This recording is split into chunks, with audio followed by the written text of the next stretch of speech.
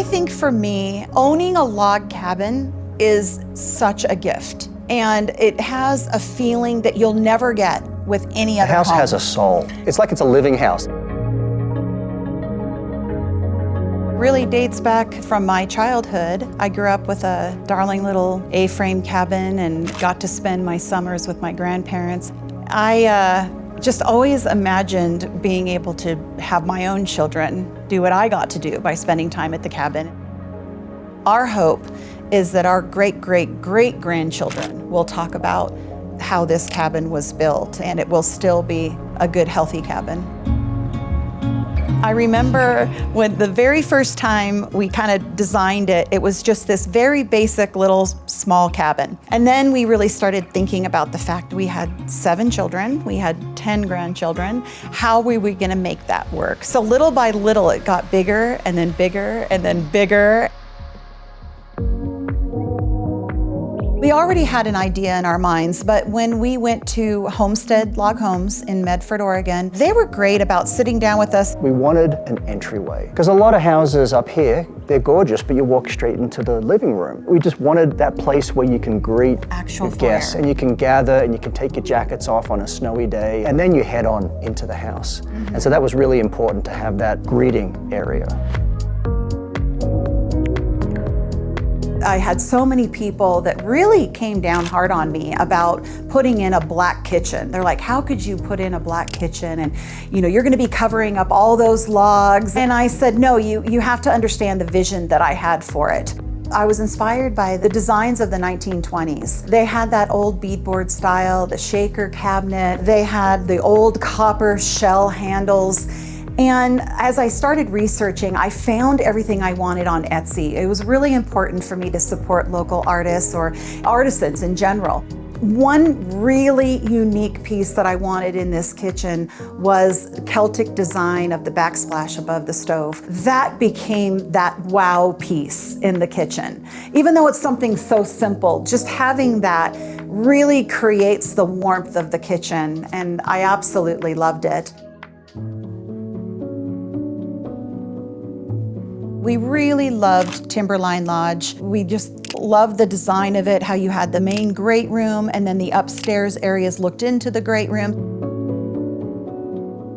It took us so long to figure out what type of fireplace that we were going to want to have. We started looking at stack stone, and it just happened to be that I found someone who was very, very skilled in laying the stack stone properly. When we found our fireplace guy, he really knew how to bring this to light, and I couldn't be happier with how our stack stone fireplace turned out. The biggest thing for me that I love so much are the dormers. And I think that log cabins that have these little dormers with window seats, it just makes it such a magical space. And we always talk about it feels like a fairy tale. And that's the first thing people say when they walk in here is, gosh, I feel like I'm in a fairy tale when I'm here. We wanted to get bunk beds, and we decided, you know what, we really need something to pull in that fairy tale feeling. So I was going through and looking for different types of bunk beds, and I found this cabin bunk bed, and I thought, oh, kids are gonna love this. They're gonna want their own little bunk bed. And so after we got it, I was like, okay, we need to pull the theme in with the curtains. And so I made the curtains, and we did the bottom ones where they could, like a fort.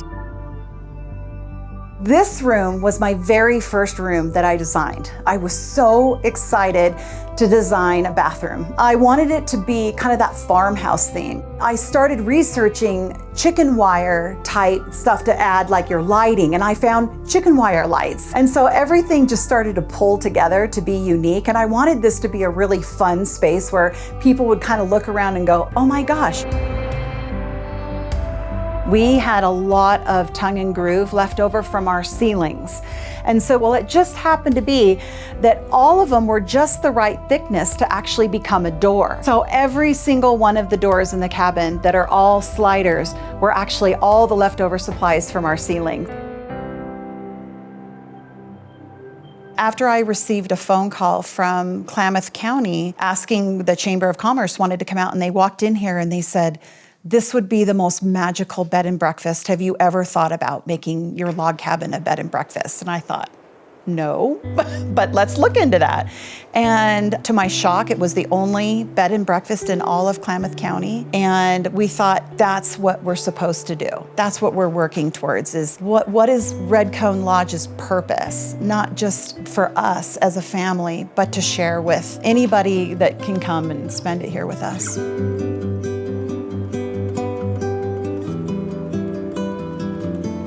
We had a family that came. They came to stay here. And we were talking one morning, and she said, I can't tell you, Kim, how healing it has been for us to spend time in this cabin because we've suffered a great loss. And she said, there is something so special about being here that we feel we're a part of the big picture of what you've intended this place to be.